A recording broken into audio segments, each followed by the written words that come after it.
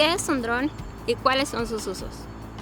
Un dron es un vehículo aéreo no tripulado, es decir, una máquina que vuela sin necesidad de que alguien lo conduzca. Su trayectoria de vuelo es programada por un software o se maneja a través de un control remoto. Estos dispositivos fueron creados como herramientas de guerra. Su primera aparición fue durante la Primera Guerra Mundial, pero no se usaron en combate hasta años más tarde. Actualmente participan en diversas misiones militares, incluyendo aquellas que son demasiado peligrosas para la vida de un piloto. Estos robots voladores han encontrado cabida en la industria del espectáculo porque varios modelos tienen cámaras integradas y permiten hacer ciertas tomas que son difíciles de lograr, tomas que antiguamente se hacían usando pesados helicópteros y arriesgando las vidas humanas. Plano de seguimiento. El plano de seguimiento es uno de los planos más típicos que se realizan con dron. Consiste básicamente en hacer un seguimiento del sujeto principal, el cual está en movimiento, revelando junto a estas nuevas partes del terreno o ambiente en el que se encuentra. Plano de rebasado. Esta es una variación del plano anterior y consiste básicamente en hacer un seguimiento del sujeto y en un momento concreto adelantarlo para que empiece a tener más importancia el paisaje.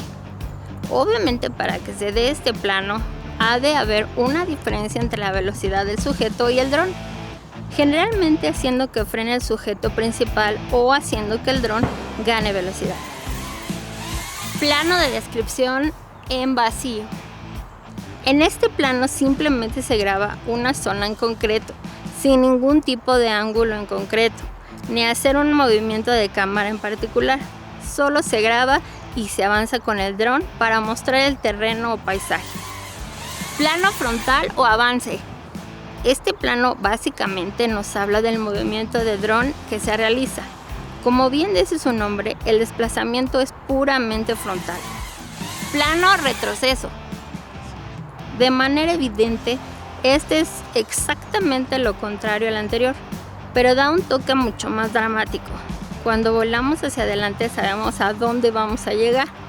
Sin embargo, cuando volamos de espaldas o hacia detrás, no sabemos qué es lo que vamos a encontrarnos, por lo que crea mucha intriga y tensión en el espectador.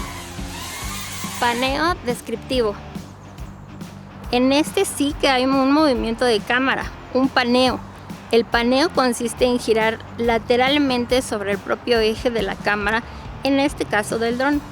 Por lo tanto, en este tipo de plano sí hay un descubrimiento de paisaje nuevo. Plano de grúa de ascenso o descenso.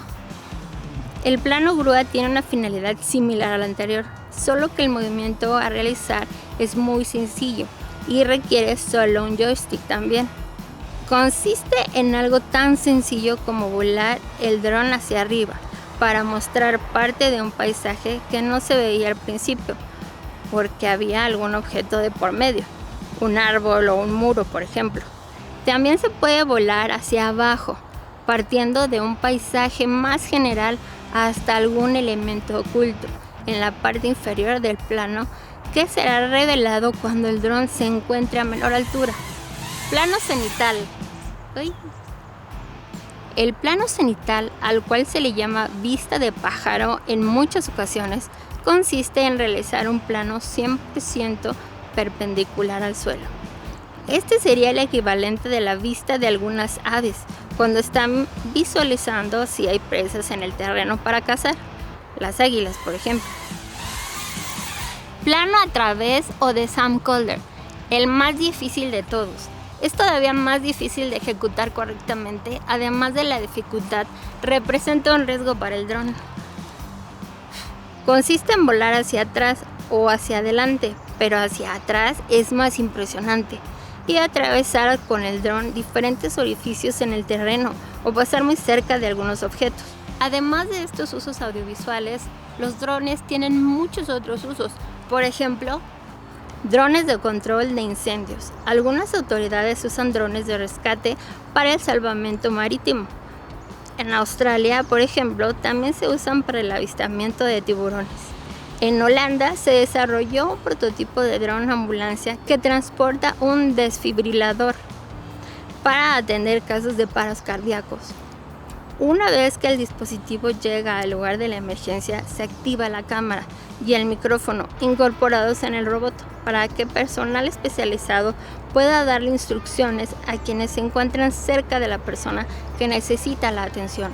Cabe preguntarse qué mecanismos o legislaciones utilizarán los diferentes países con el fin de proteger el derecho a la privacidad, teniendo en cuenta que estos dispositivos suelen tener cámaras y pueden acceder fácilmente a muchos lugares.